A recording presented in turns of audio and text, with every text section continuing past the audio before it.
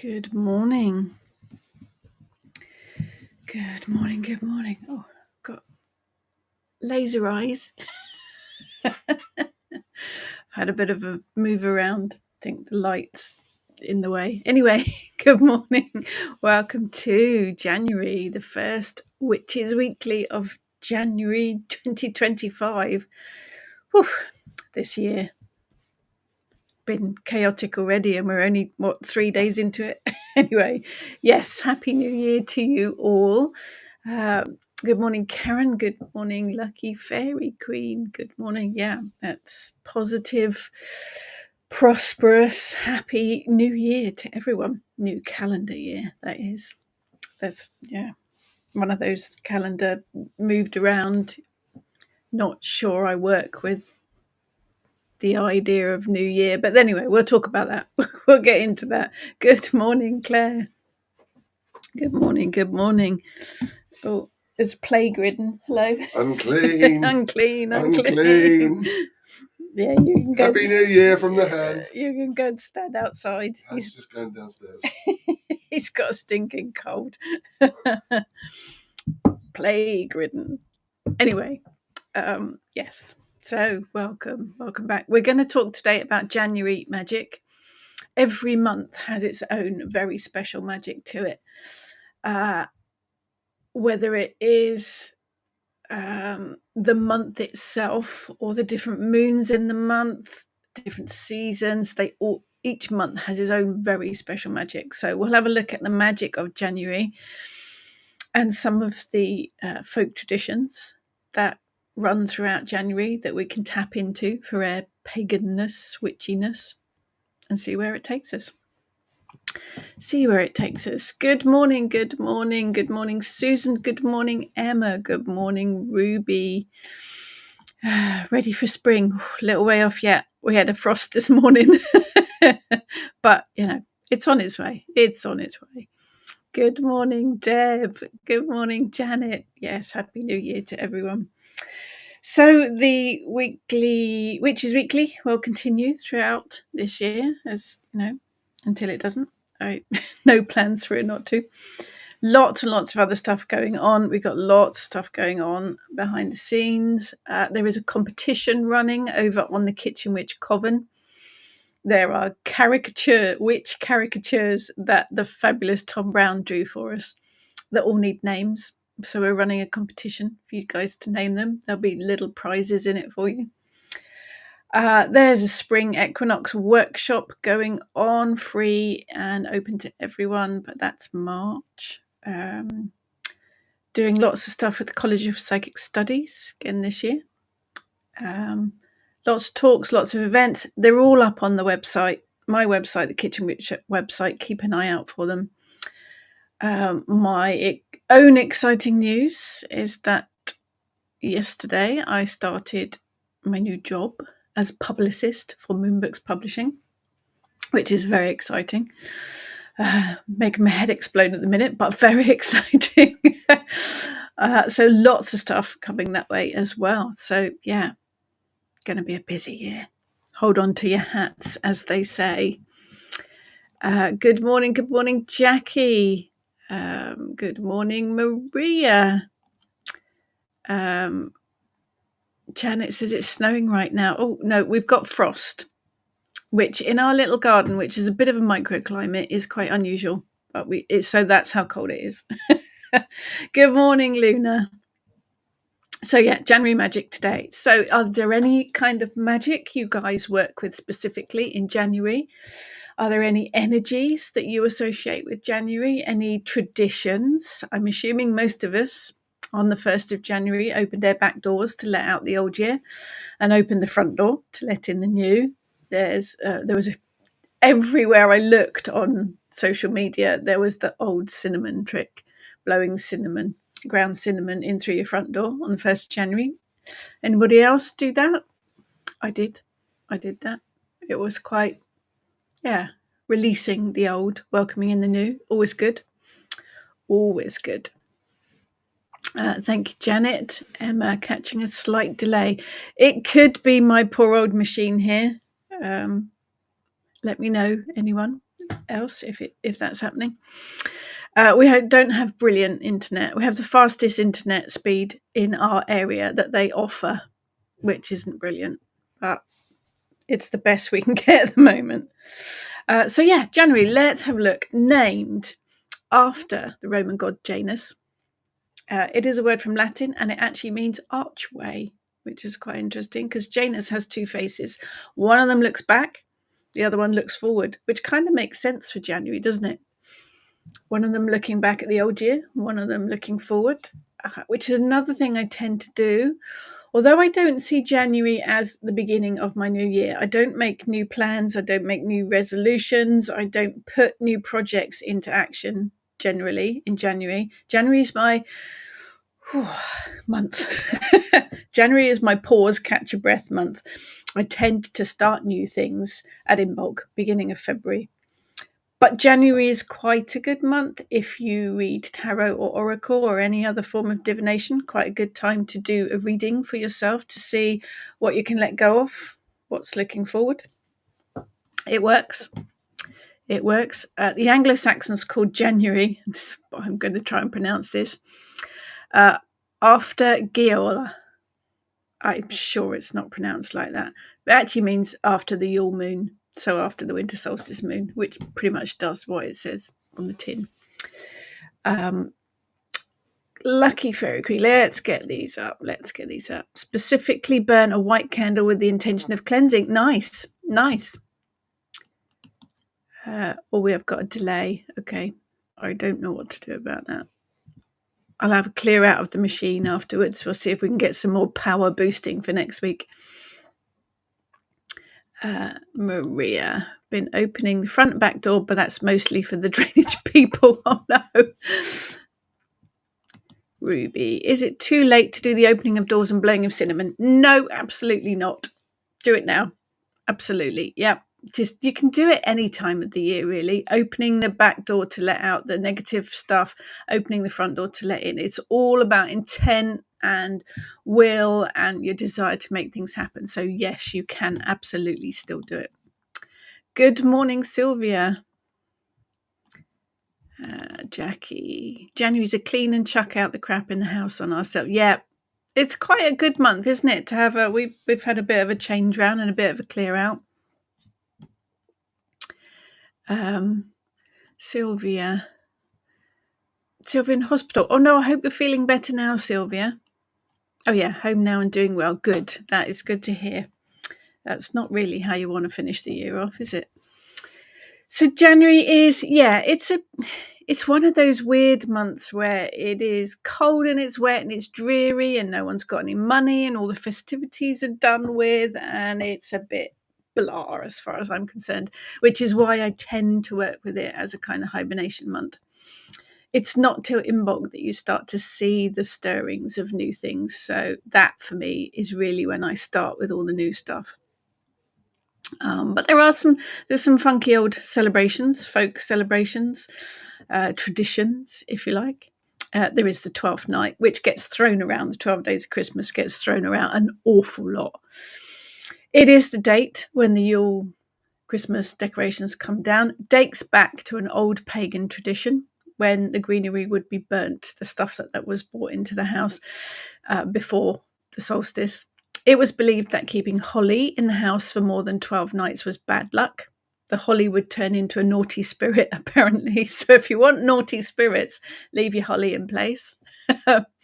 During medieval times, 12th night was a day of fun and games involving the Lord of Misrule.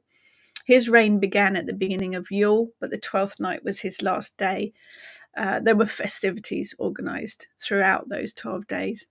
During Tudor times, a play would be put on. A 12th night cake was also presented, and inside it would be a bean. Whoever found the bean in their slice of cake became the king or the queen for the day. I don't really want beans in my cake, but thanks anyway. It's a fun kind of thing to do. An excuse to bake a cake, a 12th night cake. My decorations are down already. They came down several days ago. For me, the whole winter solstice Yule energy is the build up beforehand. Once 25th, 26th of December's done. I want to clear it all down and get it all put away. But, personal choices. Good morning, Jalala. Happy New Year to you as well. Claire, sweep the whole house out the door. Yep, that's a good tradition too.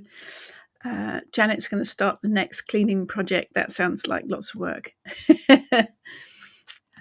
Jackie took decorations down yesterday. Lots of hoovering, polishing, cleaning fresh, but it was sunny, so it felt nicer. Yes, there is that. Once you've taken the decorations down and you've cleared everything away and put everything in its place again, it feels a bit empty, but it feels like a clean empty, doesn't it? I do quite like that. In actual fact, in January, quite often I will clear my altar and just leave it empty for a few days. The altar behind my desk downstairs in my office is clear. It's completely empty at the moment. I'll give it a little while until I feel that it needs new stuff adding to it. It just, that gives that a breather as well, somehow, a kind of pause. Emma, tend to find I start various courseworks in February, so January is a rest period. I think it should be. It's a hibernation kind of thing. Ruby, my oven was recalled. 5 days before Christmas. Managed to replace it just in time. Phew. That was some interesting energy. Yeah, absolutely. Good evening, Sephora. Karen, tree down. Now to set up the new printer. Good luck with that. Printers have their own whole own energy. Good morning, Steve. Really like January, February. You're weird. There's a sense of quiet and contemplation. Yeah, I get that. An exhalation after the hustle and bustle of the Christmas season, which can sometimes feel a bit overwhelming. It is a pause month, isn't it? I do absolutely think it is a press the pause button kind of month. Maria's still up as my daughter's coming home today. Well, that's a good reason to keep them up. Good morning, David. Feel the need. Moon just at New Year's has been a good boost to tidy everything away. Yep, absolutely. Good morning, Louise. Steve, inbox my favourite time. Yeah, for me, I wait till then because then the gardener. We love our garden. February, you're sort of planning seeds and all sorts of stuff and starting to think about tidying up and all the stuff you're going to plant. So yeah, I like that kind of energy. So January's just, you can't do anything in the garden either, so that doesn't help. It is a pause kind of month, absolutely. Now we've got some other folk traditions. So we have Plough Monday.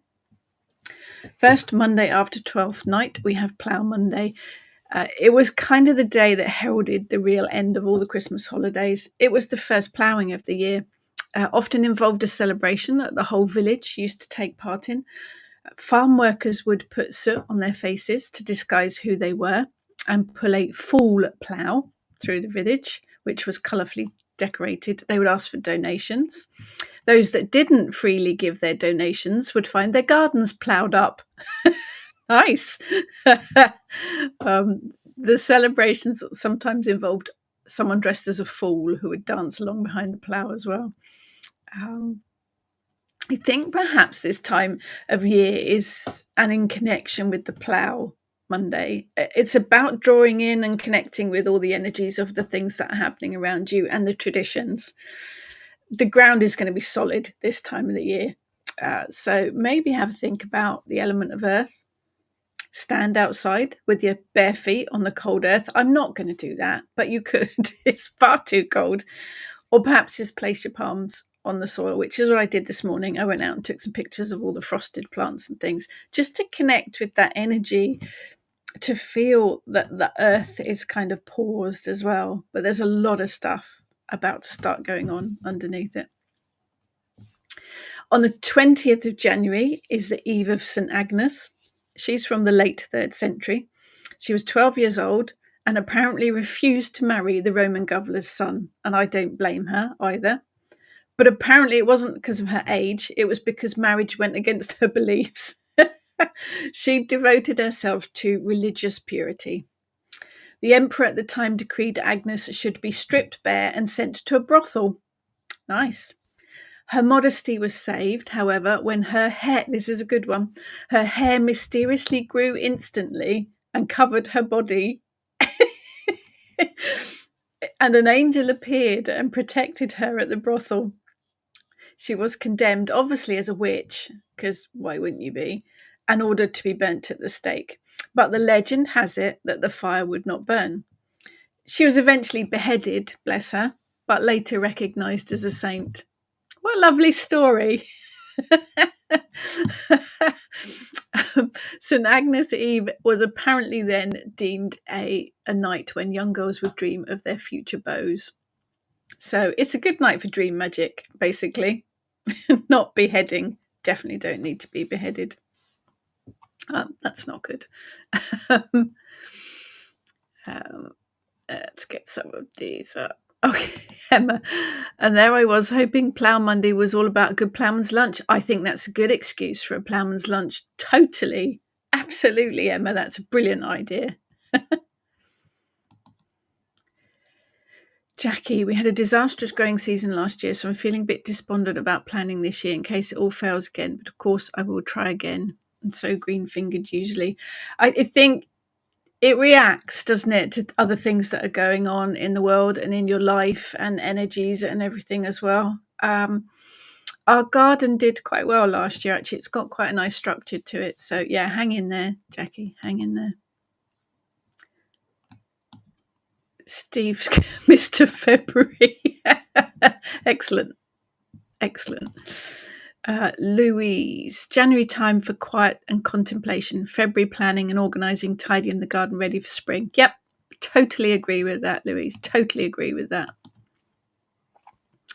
Jalala, we have a very large garden, so now's time for tidying before in bulk when the buds start properly. I feel invigorated in January, but also impatient for in bulk and spring. I do. We did tidy up. We tidied up a bit back in December, cut the climbing roses back and tidied up and cut things back a bit. I tend not to do too much because I like to leave a lot of the foliage to protect the crown of the plants throughout January when we have the frosts. But there's always stuff to do, isn't there? I've been feeding the birds every day. They've been getting through an awful amount of bird food. It's ridiculous. So for a strange growing season over here in New Zealand, because of course that's flipped backwards. Depends who what perspective is, really, doesn't it? Yeah, good old St. Agnes. She's a one. She's a girl. Oh yeah. I mean, there's lots of the whole first footers and apple gifting and all stuff, but that was all on the 1st of January, so we've missed that. But cleanse, clear out, purify, just have a bit of a sort out, just so that you are ready to jump straight into action at in bulk, I think is probably the best way of looking at it. There's some interesting moon magic going on throughout January. Each moon phase has its own energies, but each moon phase on each month has its own specific energies as well. So the new moon in January, aspirations, spiritual connections, thinking about your goals. Don't plan them yet, just thinking about them. Then January waxing moon is clarity, truth, continuing with those spiritual connections, enlightenment, big old heap of self-care going on there, balancing your emotions and a little bit of creativity as well to sort of think about putting some things into action. January full moon, clarity again, more on the truth, more on spiritual connections. I think the truth and the clarity is more about seeing yourself where you are, where you've been, where you're at, where you're moving forward to. January full moon, also very good for protection. It's a good month, actually. Once you've cleared and cleansed your house out, to bring some household protection in, put that in place as well. Full moon in January, good for doing your yearly or even 6 monthly divination to look to see what's coming ahead. More self-care, more balancing emotions. The waning moon in January, really good for relaxation, for self-care, balancing your emotions again, taking a bit of time out and a lot of inner work. That kind of sums up January, really. It is very much about that. What do we got here? Zephora. Give the birds some lard or tallow with this seed to help them this time of the year. Yes, we have fat balls, which always makes our son laugh because he thinks balls is funny. Yeah, I'm putting out fat balls. The starlings love them. They are like some kind of teenage gang. Every time I put the fat balls out, they're there pushing everyone else out the way. Very excited. I don't get out much. December, a robin appeared in our garden. In the 30 years that we've lived here, we've never had a robin before. So I was very excited to see the robin there. So I invested in some dried worms. Ew. To feed the robin because that's what they like. Apparently the starlings love them too, so the robin will be lucky if he gets a look in. But I've seen him several times since, so I'm hoping that he's here to stay. But yeah, getting through an awful lot of bird food. David, just a name I'm going to give this moon phase, I feel. I think each moon phase should have a name, a personal name. Each new phase I've got into the habit of asking the lady to show me what to expect or a lesson, and she usually shows me or tells me what energies to flow with that month. Perfect. It all started by just connecting when I was a wee witch, and it sticks. I think there are moon names. January is quite often called the wolf moon. And it would have been because the wolves were hungry. So they were more prominent. They would come closer to the homesteads. They would come closer to civilization because they were hungry, because not a lot about in January. So it's quite often called the wolf moon. But I'm in the edge of a city in England. We don't get wolves. We don't get wolves at all. We get foxes. Perhaps it should be called the fox month. But I think it should. I think the moon names, all of the traditional moon names, will be given by the local people. So each country, each culture, each area would have had their own moon names, depending on what was happening in nature in that area. Hence wolf moon for those areas. So I think the moons should have your own names. Wholeheartedly agree that you should name your own moons in your area. We need to skip. Yeah, I'm always amazed at how many times you clear out, yet you still find loads more stuff. It's that porridge pot situation, isn't it, where it just keeps coming from somewhere. Janet's birthday falls under a full moon this year. Perfect. Louise, currently writing up a ritual for the beginning of my intentions for this year. At the moment, it's determination and focus. Very good intentions. Very good intentions. Maria, I used to do a mood diary each moon month. I think it's really interesting. If you haven't worked with the moon before, or if you're not familiar with the moon phases, writing a moon diary or keeping a moon diary, even just for a few weeks, a month, so that you experience all of the moon phases, is really interesting to see how those moon phases affect you, your moods, your energies, your emotions. It's very, very useful. Good morning, those just joining. Good morning, Natalie. Good morning, Muggleton Model Railway. Love the name. Zephora. Just need to tackle housework, but it's been so hot. Zephora is in New Zealand, so it is warm over there. Hard to stay motivated. I would say I can imagine, but it doesn't often get that hot in England. Need to be in the garden early in the day to beat the burn and get the weeds under the control. Do what you can. Do what you can. Emily, birthday is in early January, so I always felt the new year knew me very strongly. This year, Yule and Christmas were so busy. I wasn't ready for it, so now catching up. It's funny, isn't it? Every year we think we're going to be organised and then it surprises us. Emily says, start a new journal and set new goals on the 1st of January. Capricorn through and through. I think it's brilliant to set ideas, to jot things down. plot, plan, and scheme. I do that in January. I've got lists everywhere, but I don't put them generally into action until in bulk. When that new growth, that energy of spring kind of just making itself known starts to appear. And then it can push your projects, your ventures, it can move things forwards, get them started, kind of thing. Maria, that's why there's too many deer because of no wolves. Yeah, we've kind of upset the system. There did used to be wolves roaming freely in England. Lots of wild boar too, although there are still some of those. We had bears and all sorts.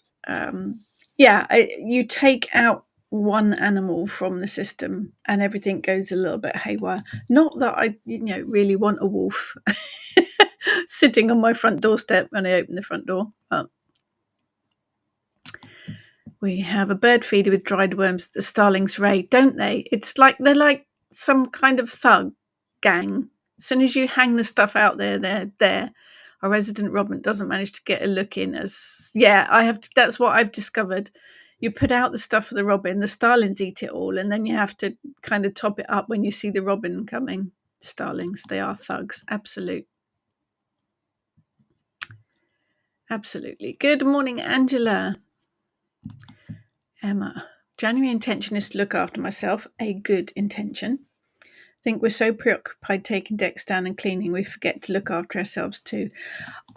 Much as I love the festive season, it can be really chaotic and hectic. I mean, we had family staying and it was lovely, but it's a lot of work. It's a lot of energy. The whole festive thing is a lot of energy. So for me, that's where the January kind of recuperation comes in, just to give yourself a bit of a breather. Zephora, very drawn to divination at the moment, plus understanding Chinese astrology. Woo! Astrology, lots of numbers. It's my year being a wood snake, so I'm going to revel in it being my turn. Nice. It's all fascinating. It's all interesting. And yeah, if you're drawn to it, go for it. Jalala, we have wolves still in France. Yes, not near me though. You have wild boar running freely too, which I'm very jealous about. Although we do have them. We do have them here, but they're a bit far away from me. Love a wild boar. Karen, we have starlings, but also doves and pigeons on our window feeder. We have loads of pigeons. We have pigeon fest every time you put the feeders out. Lots of pigeons, lots and lots and lots of sparrows. We have a new robin, obviously. Starlings every time you put out the dried worms or the fat balls. We do have blackbirds, couple of blackbirds that nest in next door's garden, so we do see them occasionally. We see magpies and we see seagulls, but they very rarely come into the actual garden. And crows, but again, they don't often come into the garden. There was a sparrow hawk last year, which is a little bit scary, but we don't get any of the other birds very often. It's sparrows and pigeons generally, bless them. But, they're all part of the grand scheme.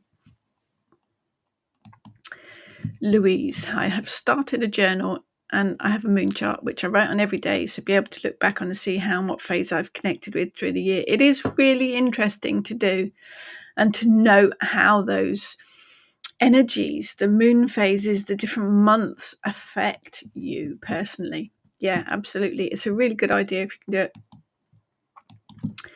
David, yes, Chinese New Year, one of my favourite festivals, mostly for the food. I'm always up for the food. Yeah, whatever it is, I'm up for the food. Tia, never understood why I didn't feel new at New Year until someone said New Year isn't till spring. And in bulk. This year I feel so much more relaxed, not trying to be new, but to be fallow. Oh, that's a good word. Yes, it is. I mean, January is not, it's cold. Listen to the land. Listen to Mother Earth. Mother Earth is hibernating at the moment. She's not doing anything. She is hiding, tucked up under her duvet, watching Jack Frost do his thing. She's just biding her time, feet up, reading a good book, which is what we should be doing. It's only in bulk that things start to appear. And again, that will depend on where you are in the country. Let's bear in mind that the Wheel of Year is a more modern idea in its format, drawing on some ancient traditions, but in the 8 Sabbats, it is a modern idea. And it was also designed in England, so it's going to fit to our seasons ish, because the seasons change too. So it will depend on where you are in the country. I'm in the south of England, so I might see new shoots, just, crocus or snowdrops in February. But if you're in the north of America, you might still be under 6 feet of snow. So it's not going to make a lot of sense to you, new growth at that time of the year. So it's about adjusting it as well to where you live. Listen to Mother Nature, work with her, absolutely. Steve has flocks of green parakeets. That's very random and not native to England at all. Very random. January's brilliant. Time to stop and breathe or sleep. Sleep is good. No, I used to hate January. I did used to hate it. I think particularly perhaps when the children were a lot younger and Christmas was full on festive chaos. And I loved it. I still love it. But then January was always run out of money. It's cold. It's dreary. All the decorations are gone. All the festivities are gone. You're feeling fat from eating too much. So January always was a bit of a downer for me. But I think over the years, I've kind of turned it around a bit so that I do see it as a rest month, as a pause month. But it has. It's got to work for you and where you are as well. Emma says January is such a confabulating, what a good word, month. Most people are happy about the new year. I'm still wanting to sleep in all morning until the sun wakes up. Yeah, I agree. I was home in bed New Year's Eve, way before midnight. However, I do wake up at midnight because we are so close to the sea.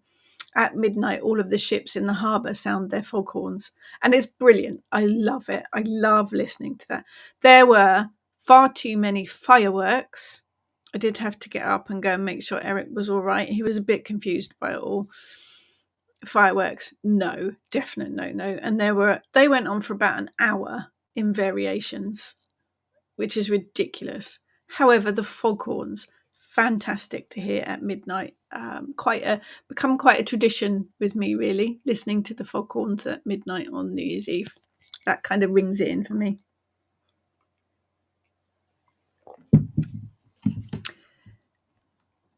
Maria, not fond of parakeets because they're bullies and they're noisy. They are noisy, aren't they?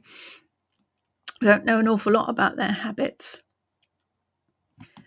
Jackie, on the outskirts of London, we have green parakeets. They've colonised in London. That's mad. That's really mad. We saw green parakeets flying above us when we were in Athens, actually, last year before. God, time goes. There were green parakeets just flying about. I saw some when we were in Germany too, actually. I think they were ones that had colonised. Must be a thing that parakeets do. Nice colours, though. My wife has names for all the birds that visit our garden. I have no idea how she can tell them apart. No, we did have one big, fat, fluffy pigeon that we called Pie. When the kids were little, it used to try and get into the actual birdhouse sort of shelter bit, and it used to get stuck quite a lot, bless it. I don't know how that's quite impressive to remember them all. Good morning, Cliff. January's a reboot month and the start of spring cleaning. It is a reboot. I think cleaning because you take the decorations down, don't you? And then you feel that you need to have to clean. But it is a good month to clear out. It's a good month to cleanse and to purify, absolutely.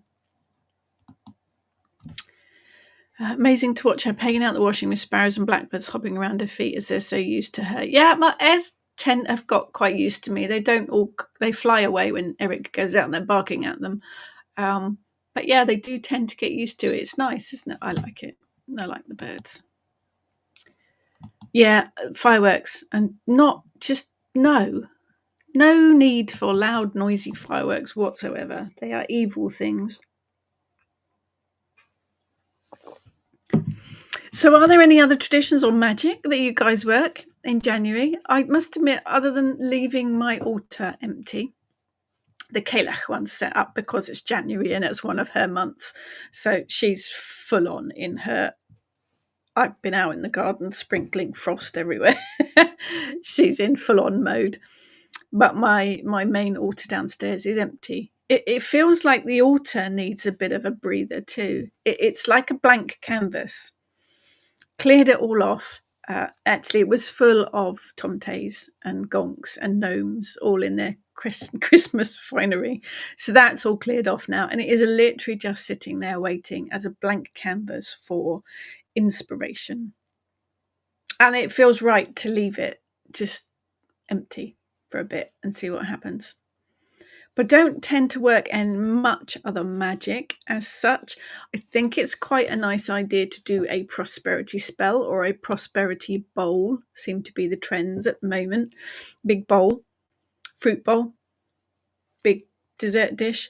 Pop in all the bits and pieces that you associate with prosperity. Rice, basil, mint. You could pop your credit card in there, some coins, paper money, if you've got such a thing. And make a dish, make a prosperity bowl, and just leave it out on your kitchen table for a few days to kind of set the tone for the rest of the year that it's going to be a prosperous year. There is the old thankful jar that does the rounds this time of the year. Start an empty jar. Each time something nice happens, write it on a piece of paper, put it in the jar, and then when you're having a bad day, you can draw one of the things out of the jar and cheer yourself up. There is a seed jar. That's quite a good idea. Pop a seed jar by your front door. Each time you go past, pop a few seeds in it. And the seeds are all about prosperity and abundance and wealth. And you take that each time you come in the door, you're taking that prosperous energy in with you. Put some silver coins under your doormat. Every time people walk through the front door, they're treading on the doormat and they're bringing prosperous energy in. There's a lot of prosperity stuff that you can work with, and January is a really good idea to work with it because it is that fresh start. It is that let's set the tone for the rest of the year. Good morning, Monique. Happy New Year to you too. Love the foghorns on the ship. Yeah, it's one of my New Year's sounds. The village I lived in Scotland, they used to fire their shotguns. Noisy. Sephora. Doing balms and tallow sunscreen at the moment, sort of self-care. Yeah, absolutely. David. The London parakeets are bountiful. Another good word. We've got lots of good words today. Many a tale about how they came to live there, from Jimi Hendrix escapees from the set from the film African Queen. Oh, that's going back a bit. But it's because they got released when the exotic animal license came in by owners who didn't want to pay for it. Okay, that makes sense. That makes sense. I'm kind of pleased in a way, though, that they did kind of, oh, we like it here. Let's settle down after being thrown out. Emma, I'm looking at a Skadi altar, perfect for this time of the year. Been talking together a lot lately. Been doing my research and I'll see where an altar takes me. Nice. I think any of these deities is about being open to whoever comes your way. There are certain deities that are associated with this time of the year. Obviously, there are a lot of winter, tend to be goddesses actually. The Kalach is obviously winter goddess. Skadi as well, Frau Holder. There's a lot that are kind of associated with the colder winter weather. Just be open to whoever comes your way, really. Monique. Yes, first footing is a very Scottish tradition. Took a dram and a shortbread around with you. It was a tradition as well when you visit someone's house, first person in through their door, basically, first person through their door on the New Year's Day, you needed to bring something with you because that again set the tone for the year. If you brought a gift, you were bringing prosperity and wealth. So it is about setting the tone and setting intentions for things. There are some animals that are associated with January if you like to work with animal magic. Another one of mine is the boar. I've mentioned him several times already this morning. Wild boar has been with me for many, many years, also associated with the Kalach. Um, it, it's a noble and wonderful creature. It is a symbol of warrior energy, has been for centuries. Boar brings transformation. It can help you see your pathway clearly, fits nicely with the January energy. Also brings protection, warrior strength, spirituality, truth, and confidence, all January energies. So, boar works very nicely with that. And boar can help you prepare for the year ahead. Boar will stand with you, it'll be beside you throughout with all of those challenges and life changes. So, brilliant to work with for January. Another one that is works very nicely with the whole new energy of the new year is the phoenix. It would be one of my first choices for transformation energy, and the new year is an opportunity to make changes and transformations. The phoenix obviously sacrifices itself, bursting into flames, turns into ash, and then is reborn. It's got a big old punch of fire energy with it, obviously, and it's brilliant for transformation, for renewal, for healing, for strength, for growth. So if you're looking to make big changes this year, then Phoenix is a brilliant animal energy to work with. Another one that's this time of the year that might not seem obvious is the vulture. Right, it's got such a bad rap, but it is a big part of the cycle of life. It shows us how nature deals with death, basically. It's a bird of action, doesn't procrastinate. I need some of that. Doesn't believe in wasting time or words. Working with vulture can help you understand the cycles of your own life and how to put your own goals into action. It's that whole kind of similar to phoenix energy because it is destruction and then it's rebirth. Just perhaps not so pretty. Bless it. But animal magic's one of my favourites anyway. All this information that I've talked about today is from the book A Witch for Every Season, just in case you wanted to know. Maria. Big jar to write good things on a piece of paper and placing in a large jar every day. Yes, it's a good idea if you need that boost. So if something good happens to you, even if it is you manage to get out of bed this morning or, and get dressed, or someone says good morning to you, or a stranger opens the door for you, write it on a piece of paper, put it in the jar. And then when you are having a bad day, you've got some good things that you can pull out and have a look at. David, with you about the magic energies of the month. Magic this month will be bring money and prosperity. I think it's a good month for that. It absolutely sets the tone for the rest of the year. Yeah, absolutely. Karen saw loads of parakeets when I was at Games Maker in 2012. They've been around for a while then. Now, if crystals are your thing, then there are some crystals that I like to associate with January. Clear quartz. Oh, there's a link to the book. Thank you. Clear quartz. Brilliant. Such a good all-rounder. It can be used to cleanse and purify other stones. So that ties in with the January clearing out, cleansing energy.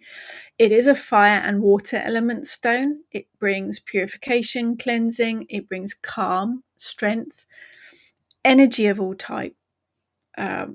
Pretty much anything you need. If you only ever own one crystal, then clear quartz is the one to have because it does everything. And if it's got a point on it, it's really good to direct energy into any type of spell work as well. Another one that's perhaps a bit old-fashioned these days is garnet. My grandma always used to have garnet jewellery. It is the birthstone for January, so fits. It's a stone of victory. It was carried by warriors to bring strength and protection. It's another fire element stone, so it brings success, passion, motivation, balance, inner strength, and abundance. So all the good stuff, really. Doesn't have to be a big, expensive, shiny one. It can be a piece of rough garnet tumblestone. One of my favourites, Tiger's Eye. Another good one to work with for this month. It's a fire and earth element stone. It is all seeing and all knowing. It brings inspiration, strength, opportunity, abundance, all kinds of prosperity. So perfect for January. It can also help you with clarity and motivation, and something that I need, patience. All good stones to work with because they tie in with the energies of January. But go with what works for you. Go with what you've got. Go with what you are drawn to work with.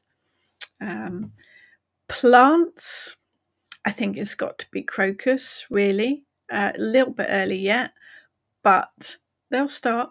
They'll start coming, and they're about new beginnings. New beginnings, new ventures. It holds the promise of what's yet to come. It holds new love. You can use the petals fresh, or you can dry them for magical purpose. Beautiful, beautiful little flowers at this time of the year. Purples, whites, yellows. Very, very pretty. Gorse, an evergreen shrub, often found on heathland and roadsides. The new leaves are soft and light green. The older ones are the ones that become tough and spiky. But in the spring, it has bright yellow flowers and then seed pods. So it brings a nice, fresh, new beginnings energy, but it also brings prosperity and it brings protection because it's spiky. Another one, witch hazel. Perfect, obviously. It's got the most amazing twisted, crooked branches. And you can use the flowers, the leaves, and the twigs, fresh or dried, for magic. Witch hazel branches actually make very good divining rods, and the leaves and the twigs are good for protection and also to help you find inner balance. So, all aligned with January energies as well. Janet, birthstone, garnet. Perfect. Louise, red stones are full of energy and drive, perfect for January. Yes, absolutely. It's that brightness too, isn't it? It's that burst of fire energy in the cold, dreary month. Well, I think so anyway. If you're into kitchen witchcraft, there are some things that might seem a little bit boring, but that you've probably got in your kitchen, but are packed full of magic. So, beetroot is my first one. I love beetroot. I think it's one of those love or hate things, isn't it? The juice from your beetroot jar is brilliant to work with. In magic, you can use beetroot juice to write petitions, to draw sigils. It's also a great substitute in place of blood in any spells that call for that. It's a big old earthy vegetable. It brings really, really strong grounding energy, but it's also a passion and love vegetable as well.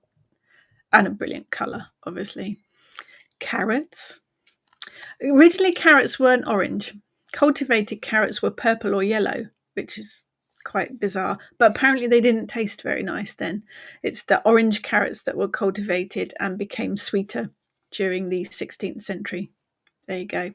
Bit of history lesson today. Carrot is a very strong masculine energy. It brings fertility. It brings a big old energy of clarity as well. So perfect for January. Fertility of new ideas, new projects, planning, and clarity. So carrot is brilliant for that. And the humble onion. Probably the most used vegetable, I would think. Onion brings passion, which is very bizarre because, no one wants to be eating raw onion for passion. That's not going to work. But it brings passion and it brings fertility. It's also got a really solid energy for spiritual health and protection. So, again, works brilliantly in January. And perhaps one of the most common ingredients, salt. Pretty much everyone has salt in their kitchen. Salt brings purification, it brings cleansing. Finishes off with the magic of protection. You can use it on its own or in any magical workings. Add it to all of your cooking, charged with your intent as well. It can be used to draw sigils, symbols, circles. Very, very useful. Don't put it out on the garden, though. Don't put it on the soil, because salt on the soil upsets the eco balance. But lots of kind of everyday, ordinary stuff in your kitchen that you can use to bring magic in. And a lot of it aligns with the energies of January. David, the month is also the time for wassailing. Got ours planned. Wassail, all over the shop. December and January, it depends where you are in the country, seem to have different traditions and timings for that. Wassail all over the shop. I've spilt my tea and I've tripped over the mop. That's getting too excited now. Sephora. Just pruned my witch hazel, was going to put it through the chipper. But I think I'd better save the branches for witchy stuff. Yes, absolutely. Definitely. Very, very magical plant. David, carrot cake to bring in passion, luck, and money. I can go with that. Oh, perfect. How perfect is that? If you make carrot cake, then you bring in eggs, you bring in, it's oil generally, isn't it, rather than butter, which brings in prosperity as well. You can add in nuts and fruits as well. Nuts and pineapple go very nicely in carrot cake, and that brings extra layers of prosperity and wealth magic too. And all the spices, of course. If you add in a bit of cinnamon, bit of nutmeg, you're bringing more prosperity. And I'm going to have to make a carrot cake today now. David, that's your fault. I am going to have to make a carrot cake now. Emma, thinking of many meals I could make now. Uncle Paul would like it. Oh, cheese and beetroot sandwich. Yeah, I'm with Uncle Paul. Cheese and beetroot sandwich. Well, that's lunch sorted. Lunch and afternoon tea sorted for today. Louise, find January a time for home-cooked foods, roast dinners, casseroles and stews. Sausage casserole for dinner today. I used to make that a lot and my kids hated it. Oh, you would have thought kids loved sausages, wouldn't you? No, they don't. They don't like it. Yeah, I haven't decided what to cook today. I think today might be a leek and potato soup day. Because Pete's got a stinking cold, so that will help him feel better too. But definitely cheese and beetroot sandwiches for lunch. Yeah, I'm on that. Thank you, Paul. And carrot cake. Yeah, David. Yeah, Louise, another vote for carrot cake from Louise too. Anything that you make can have your magical energy added to it. Think about the ingredients you're using. Connect with the energy of the ingredients that you're using and see what messages you get from them. I know talking to your carrots might seem a bit bonkers, but your food ingredients are no different to your magical herb ingredients. Everything has magical energy to it. So whether it is I'm going to use this basil in my magical spell, or your carrots in your casserole or your cake, connect with the energies of it and set your intent. Everything has magic to it. So just by connecting with that energy and focusing it, you can add magic to whatever you're doing. Tia, growing up, I was a salt and pepper girl. Not until I met my husband, who will use every spice, herb, or seasoning blend but those two. Says there's so much variety to be just using two. I do add salt and pepper to most things, but I do like my spices and my herbs for flavour and because I love cooking and baking anyway. But each one of them has its own magical energy. Just simple ingredients with such huge magical potential. He always says, how does it smell? How does it make you feel? Think of your outcome and taste as you go. Yeah, nailed it. Absolutely spot on. Yeah, taste your food as you go. Taste your food as you're cooking so that you can adjust things. Yeah, absolutely. But it all has that magic to it. It's all got that energy. It's just about tapping into it. As another deity that I forgot about, the three matrons, the three mothers, the matronae, three mothers that bring abundance and connection to nature. These ladies were first uncovered in England, in Cirencester, in Gloucestershire. But general worship of the matras or the matronae can be found across Europe. They are goddesses of the home and hearth, abundance and good fortune.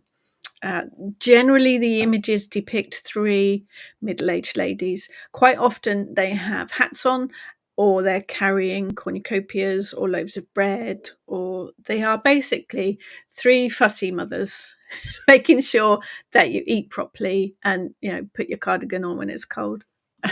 They are fascinating to work with, but definitely another one for this time of the year.